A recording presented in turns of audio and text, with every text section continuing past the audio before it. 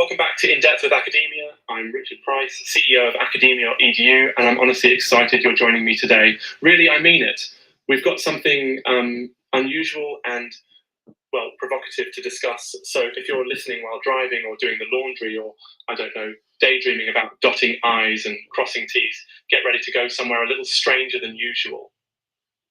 So today we're diving into a paper called Advanced Astral Physics, the Manifesto, written by David G. Little, also known as Swami Monamurti Saraswati. And I just want to pause right here and say, as always, I'm presenting these ideas neutrally.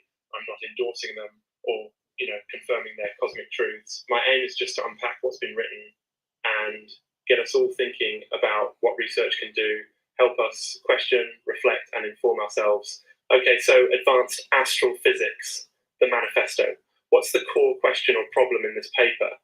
Basically, Little asks, how can we map and activate what he calls the astral fields, those supposedly non-physical dimensions of memory, consciousness, and vibrational law, and create a kind of science around the energetic, mystical, almost dreamlike experiences people sometimes report?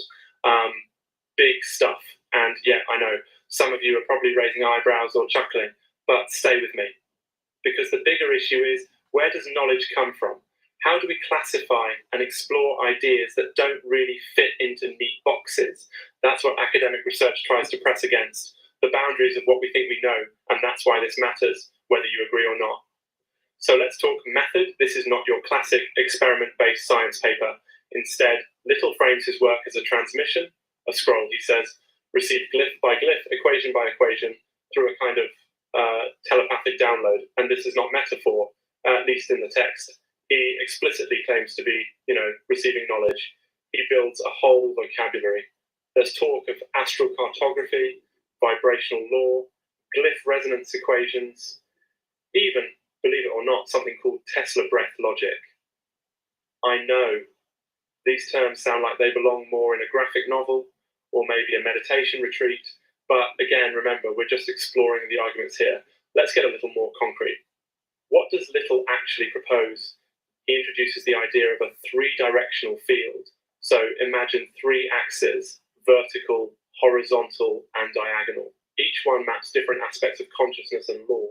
The vertical axis stands for memory, things like past life recall and telepathic download.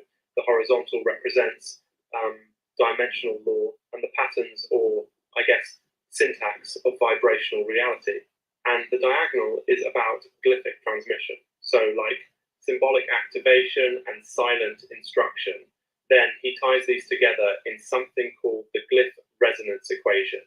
That's theta equals memory plus law plus glyph. Yeah, there's definitely some poetic math happening here. Those equations don't really solve for anything unless you buy into their symbolic meaning. But his aim seems to be to formalize, or at least give shape to, experiences people report in mystical and yogic traditions. And this is important for listeners. Little is not asking you to just believe this stuff, at least reading between the lines. He's kind of saying, look, these are encoded transmissions that are meant to be experienced, not just thought about. So what does that mean for you? If you're curious about spiritual practice, yoga, or just the boundaries of human experience, his work invites you to develop personal perception, engage with memory, breath, and, well, see what resonates. He describes a curriculum, almost like a personal training regimen for the mind and soul, using breathwork, symbolism, dream journaling, ritual, and creative exercises. Now, I have to digress for a second. All this talk of glyphs reminds me of a ceramics workshop I accidentally wandered into once at a conference. Everyone was so focused, shaping clay, inscribing little symbols. And honestly, I had zero clue what was going on. But there was a real sense of something happening, Sometimes ideas stick with us in weird ways, even if we never quite understand them. That's kind of the vibe with papers like this.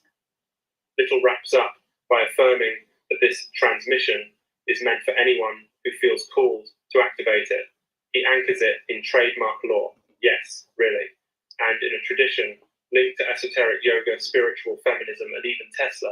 And again, whether you find this far-fetched, inspiring, or just, out there, it's interesting to see someone trying to use academic platforms to rescue or elevate ideas from the margins. So what do we take away? Maybe it's that knowledge is always in motion, sometimes advancing through data, sometimes leaping through intuition or creative vision. Academic research is not a final word, but a set of signals to explore. So, next time you encounter a paper that feels surprising, or let's admit it, kind of wild, maybe see what questions it stirs in you. Science, spirituality, art, they're all ways of mapping the worlds we inhabit or imagine. That's all for today with In Depth with Academia. I hope you leave today's episode with questions rather than answers, and the sense that, hey, academic papers are invitations, not pronouncements. Be curious, stay open, and until next time, I'm Richard Price, wishing you many friendly explorations.